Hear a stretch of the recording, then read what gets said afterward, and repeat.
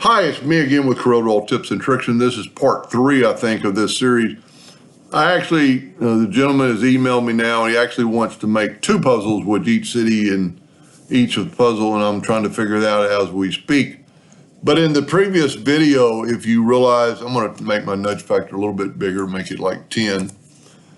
I was having trouble grabbing the map. So there's 2 ways we could do this. We can, instead of putting the map on top of each other, we can grab just that one piece and move it over, select them both and go to intersect and then move that intersection over. We could actually either move this one back, move it over, grab the whole thing and intersect and then move that over and then move that back.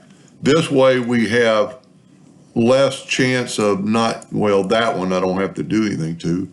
So this one I'm just right arrow keying, grabbing the whole thing and intersect.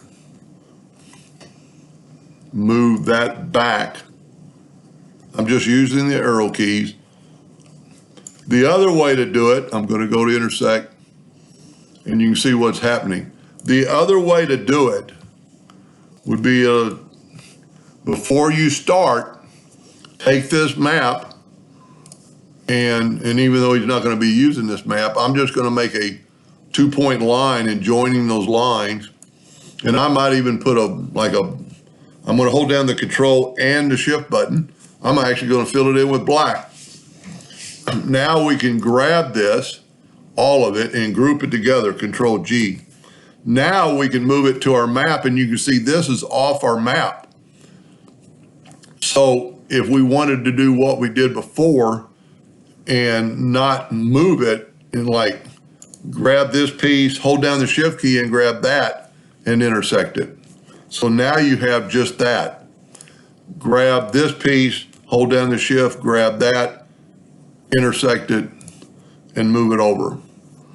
Then when you're done with all that, just move the map over, go up to Object, Group, and Ungroup, and just take away our new 2 items.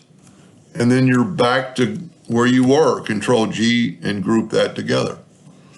Makes it I do that a lot to draw it, because when you're trying to grab the map, you're actually grabbing that square. You actually have to hit that street to grab the map. This way, with that big circle at the bottom, you've got a less likely chance of messing up. Anyway, I hope that helped a little bit. Thank you for watching.